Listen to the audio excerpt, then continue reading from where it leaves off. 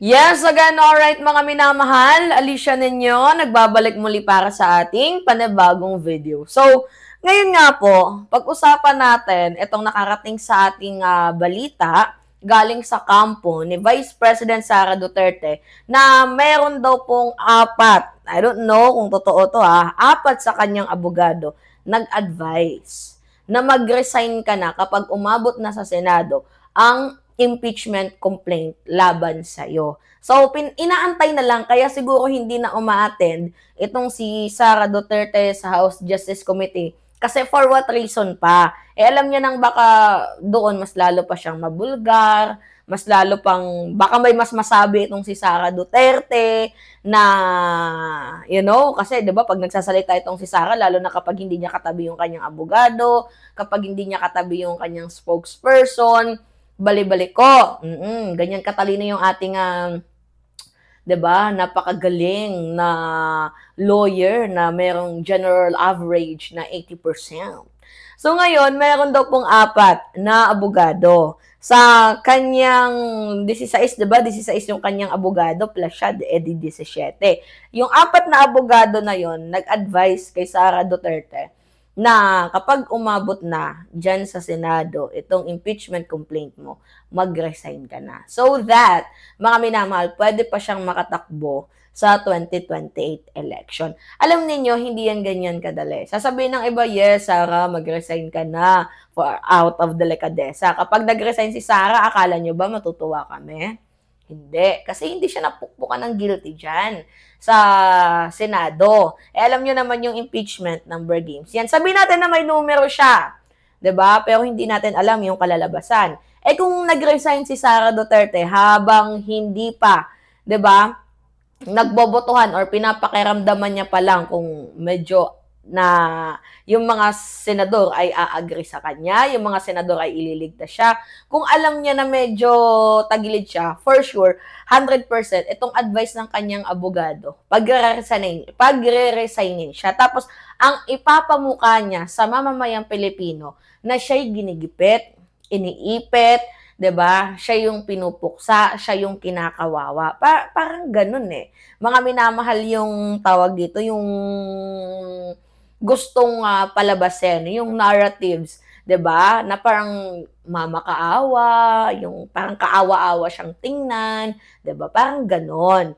Now, ngayon, itong si Sara Duterte, pepetiks-petiks lang. Pero hindi nyo ba alam na if ever man na mag-resign itong si Sara Duterte habang ginaganap ang impeachment, tuloy pa din yung kanyang mga kaso. Paano natin nasabi na tuloy pa din ang kanyang mga kaso? Meron siyang kaso sa ombudsman, 'di ba? Kay Boying Remulla. Yung mga plunder, 'di ba? At madami pang iba. So yung mga kaso na yun, magpo-proceed yun. So makakasuhan pa din siya at pag nahatulan siya ng guilty, walang ibang kulong. 'Di ba mga minamahal, kahit sabihin pa natin na itong si Sara Duterte ay mag-resign, tuloy pa din ang kanyang kaso. 'Di ba? Ito nga lang, medyo pinapahirapan lang ni Sara Duterte ang mamamayang Pilipino. Alam ninyo, ano na lang 2027 na next year. Tapos magta-2020, naku, 2 years na lang, mga minamahal, 2 years na lang, 'di ba? Kumbaga ito na yung ito na yung pinaka-inaantay nila. Pero kahit 2 years pa, dapat trabaho muna. Kasi ngayon yung nangyayari kay Sara Duterte, instead na magtrabaho, namumuliti ka na. O, paano namumuliti ka? Sinisira si Presidente, same narrative, same script, bangag, adictus benedictus, same script lang, paulit-ulit, unlimited, paulit-ulit, unlimited, 'di ba? Tapos natatawa nga ako kasi merong mga tagapagtanggol itong si Sara Duterte na nabibisto yung kanilang mga gawain. For example, itong si si Mike Defensor. Kaloka yung lolo ninyo, no? Can you imagine that, mga minamahal? Na sobrang naloloka ako. Gawain mo pala, tapos ibubuntong mo sa iba. My goodness gracious. Diba, Diyos ko? Oo, my goodness gracious. Gawain mo, ipupunta mo sa iba? Oo, tapos ngayon feeling mo ikaw yung biktima dito, pinopolitika ka. Alam ninyo yung mga naratibo nila, paulit-ulit same script. Kapag sila'y nabibisto, pinopolitika ako nito, fishing expedition ang ginagawa nila. Same narratives, paulit-ulit, wala nang bago. Oo, puro na lang pamumulitika, ginagawa sa amin, fini-fishing expedition kami. Yun pala, mga minamahal, sila talaga yung mga totoong big fish. Nagtatago lang sila sa likod ng maskara na sila yung sumusuporta sa mga Duterte, pero yung gawain ng mga Duterte, ginagawa din naman nila. Oh, ngayon, hindi natin alam ilan gayang mga kongresista ang kakampi ni Sara Duterte noon na kasabay niyang magnakaw. Ilan kayang mga kongresista ang merong tinatagong negosyo ng mga KTV bar? Ilan kaya yan sila? Mga minamahal, na nung panahon ni Digong ay ginran, parang pogo lang din yung modus operandi eh. Pansinin ninyo, yung kay Mike Defensor, parang pogo lang din yung modus operandi. Pero anyway, going back dito sa ating topic, kahit mag-resign ka, Sara Duterte, kahit mag-resign itong si Sara Duterte, mga binamahal, yung kanyang kaso sa ombudsman na plunder, graft case, malversation, at madami pa. Tuloy po yan. Hindi naman po yan aatrasan ni Trillanes. Tandaan ninyo mga minamahal, hindi naman po yan aatrasan ni former Senator Antonio Trillanes.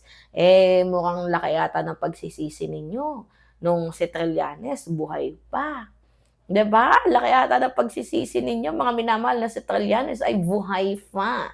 Bakit? Oo.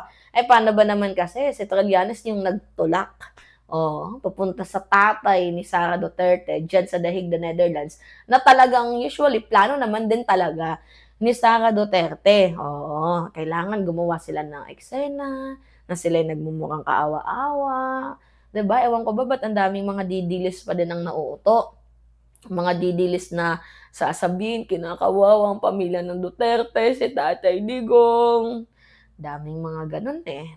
Kahit nga din ako naloloka, pinaawa pa pala sa mga pisting yawang 'to. 'Di ba yung parang gano'n mga minamahal, may naaawa pa pala sa mga kupal na 'to. Oo, ninakawan na nga tayo ta's kaawaan niyo pa. 'Di porket kumakain ng nakakulambo, kumakain sa karinderya, ibig sabihin na ba nun ano na, tawag dito, 'di ba mga minamahal, mahirap na?